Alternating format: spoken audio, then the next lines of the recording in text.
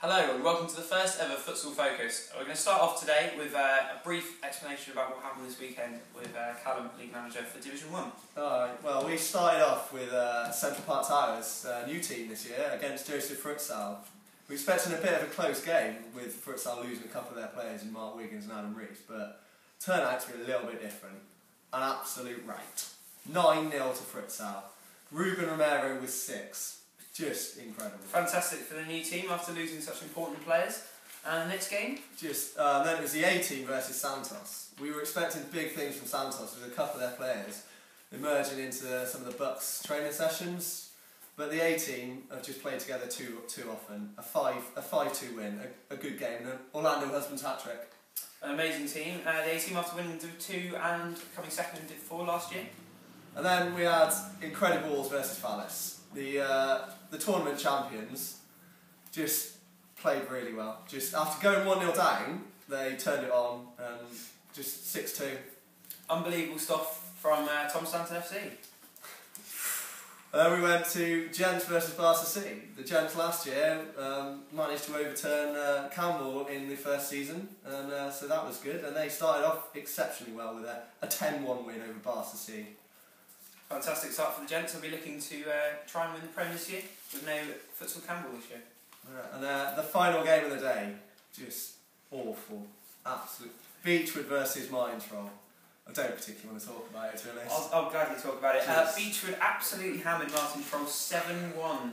To clarify, yeah, that's seven goals, yeah, including a first ever goal for Jamie Leaf, hat-trick from Fraser, and 1 goal from Martin Troll. Yeah, Stillman, great finish though. We played incredibly well in the first half, but Beechwood turned it on in the second, and Pete Rowley wanted to pass to them a lot.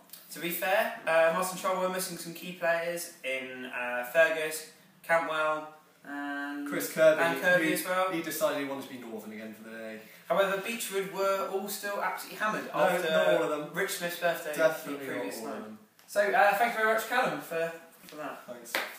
And now we're going to go and talk to Rob Turk-Durgett to find out what happened this week in Division 2. Hi there, welcome to Div 2. The first game of this week was against Sweet Caroline and Mutley Massive. Mutley Massive, a new team this year, and unfortunately they couldn't get a winning start because Sweet Caroline won 6-0. 2 goals from Lewis and Hussein. Great start for them, pushed them right up towards the top of the table. Second game was Ting against Robot Unicorn Attack. They're also a new team, and they also lost, I'm afraid, 9-0. A good game nonetheless. 6 goals from Stables, so great result there. Schmack My Mitch Up, another new team.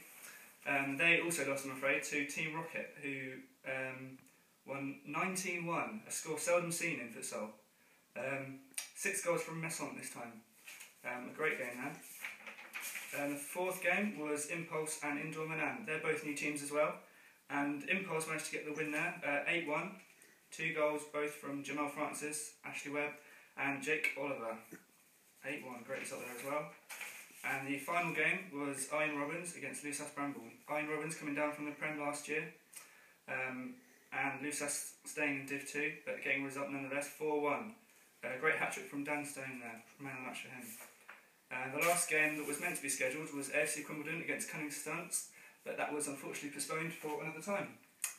And that concludes all the results. And now we're going to go live to Division 3 to find out about what happens this week. Hello, thank you Nathan. First game of the week was against Multiple Scoregasms, I believe a new team, versus Simon Says. How unfortunately it didn't work out for Multiple Scoregasms. It was just a one scoregasm from this week, as they were hammered 13-1 by Simon Says. They took the lead, multiple scoregasms, through Ben Radfield, I think it's Padfield. But then John Barrow just took over, netting 4 goals himself, including an absolutely sublime finish with his left foot from his own half, just turned and thought, you know what, I'm just going to shoot. Flew into the top corner. Team to watch for Div 3, team to watch. Unbelievable. Looking like an early favourite. Early indeed. The second game was Ream Team versus Stephen Hawkins Football Boots, I believe another new team. Yeah, they are, yeah. I think they've got some UPFC players, but Ream Team were looking very good in the competition, in fact knocking out some of the favourites, Lusas Bramble. Yeah, and Ream Team they realised that the Leeds weren't quite the tournament as they were beaten convincingly 6-2 by Stephen Hawkins' football boots. Hat-trick for Rayner. Another good win for Stephen Hawkins. They looked like a pretty good side themselves. Could have had a few more. So who knows? Maybe another team that could push for the title this year. Okay. Following that was Regent House Juniors versus One Direction. One Direction in Div 1 from last year. Regretfully couldn't play on Saturdays, so treated them in Div 3, and they showed it very well with a 3-2 victory. Tight game, including a red card for Ed Murphy. Kicked out at someone after a late challenge. You can't really complain with that, really. No, it's true. Red card, straight red. That'll be a one-match ban, if I'm correct. We'll have to check the refs officer about that. But that'll be unfortunate for One Direction. It would, considering they have 5 players as well at the weekend, so had to play the last 5 minutes with 4 players only. A brace for James Green, couple of impressive goals in that. The fourth game and the final game of the day. Fourth game and final day of the day was against Bayern Never Losing versus Average Joes.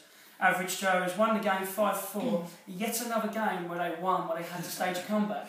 I don't think I've ever seen a win without staging a dramatic comeback. I'll give you that. Last year in Div 2, remember, in fact, against us, they almost staged a comeback. Luckily, they didn't. No, it was another tight game there. A couple of goals for Griffins from Bayern Never Losing. Another couple of goals from Wrench, including an own goal from Luke Anderson. I'm sure he would love me for mentioning that. A very good own goal as well. There were 3 games that didn't occur in the game in the league today.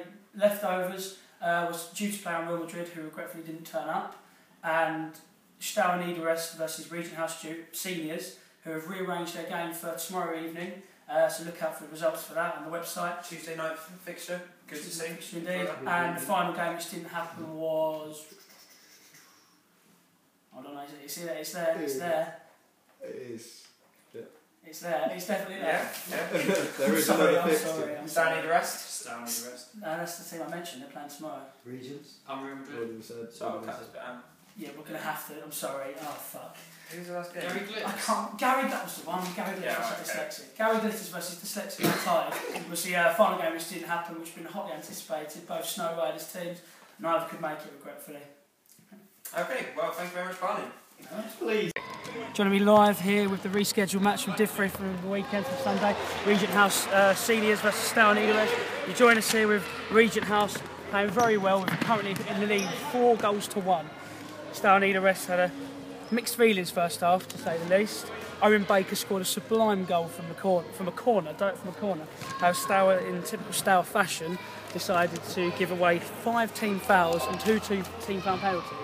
Had it not been for a marvellous display thus far by Kit Beaupre, you worry that it could have been much worse for Stour Niederest. Charles, do you have anything to add? I just think it's been getting too hard, you know. Both teams have a good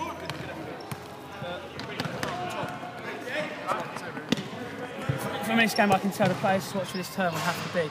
Kit in between the sticks with Stour Niederest has been very assured, much stronger than he did last year. And Tom Riggs now, you see him on the ball now. That was another good save by Kit, but those 2 players that's had such they are my 2 players to watch from these 2 teams for this term. They could be real game changers.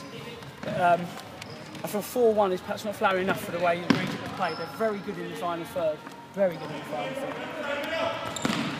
Hello and welcome to Week 1 roundup of Division 4 fixtures. Presenting today is myself, League Manager Cam Geddes, and my assistant Kit Beaupre. Today's first fixture was FC20 versus Deportivo Lack of Fitness. A team put together by Craig Grabham, FC20 compiled a team to watch in this year's Division 4. Strong start established FC20 with an early lead, despite lacking the solid Cam Geddes until midway through the first half. Deportivo had chances, but at half-time it was 3-0. Confident performances from both Neil Sturrock and Liam Hennessy sealed the 3 points, with Hennessy taking home the match ball and man of the match. Final score, FC 5, Deportivo 1. Over to Cam for the second game. Second game today was the B team versus LSD Eindhoven. With what started as a close encounter, LSD eventually run away with the 3 points. A result solidly deserved, with Tom Randall running the show, finding the net 4 times. He wasn't the only prolific goalscorer on show today, as Adam Kilty secured 2 goals for the B team and Steve Dowland getting a brace for LSD. Man of the match today was deservedly Tom Randall with his ease of finding the net. Final score, LSD 6, B team 3. Next up we have Stade Ench versus Balls of Steel. Ishan Saka is back with his infamous Balls of Steel once more, starting the season with a solid 3-1 win over Stade Ench, a new team to futsal this year. Despite getting a goal for himself, it wasn't all about Ishan Saka, as his teammate, Majid Alatouibi, pleased the fans with a brace. Stage Edge were never really out of the game and gave Balls of Steel a scare with a goal from Robbie Fowler. At the end of the day, it was Alatibi's brace that earned the victory for Balls of Steel. Balls of Steel 3, Stage Edge 1. Now for Fitzroy Earthquakes against the newly formed Beach Boys. With Fitzroy without their captain Don Carter and the Beach Boys lacking most of their players due to missed time holidays, it wasn't a crowd pleaser. The Beach Boys had never really played together before, and unfortunately this was obvious for all to see. This provided Fitzroy the chance to take 3 points and even a clean sheet. A very nice way to start the season. Man of the match today goes to Brewster with a classy hat-trick, sealing the win. Fitzroy 3, Beach Boys 0. Moving on to the next game. This is 2 goals, 1 cup versus Inter Milan. The infamous 2 goals, 1 cup are back again this season with their jazzy orange strip. First week of the season, and they faced the newly formed Inter Milan. In what was the closest fixture this week, we saw plenty of action. 2 goals from Leaf Rush and 1 from Pat Zagar forced 2 goals, 1 cup into a commanding 3-1 lead. However, a late comeback from Inter Milan saw the points even with a hat-trick from Wassim Hamada. 2 goals, 1 cup, 3. Inter Milan 3. And finally the last game, Panthers versus Real Sociedad. The returning Panthers faced the newly formed team Real Sociedad in this week's last fixture. A commanding performance from the Panthers was consolidated by 2 braces from Mbuk and Sercom, followed by a hat-trick from Pullen. Real Sociedad struggled in their opening game but did manage to secure 2 goals, one an own goal and the other from Newton. Man of the match today goes to Sercom as he was constantly pulling the strings up front. Final score, Panthers 7, Real Sociedad 2. That's it for week 1. Thanks for watching. Now back to the boys in the studio.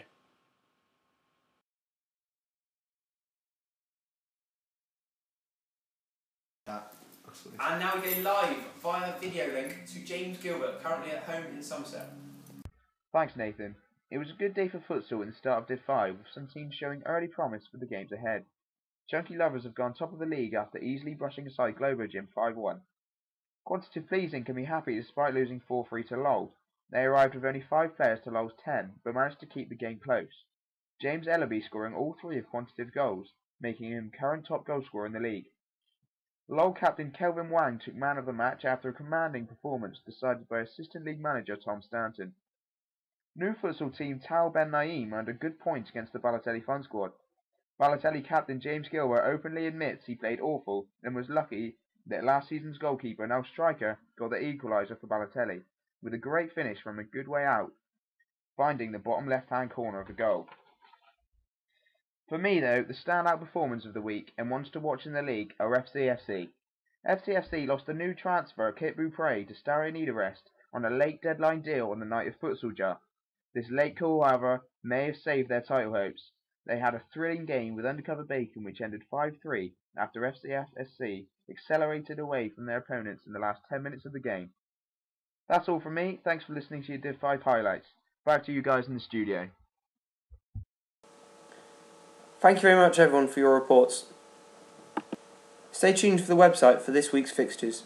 Thank you.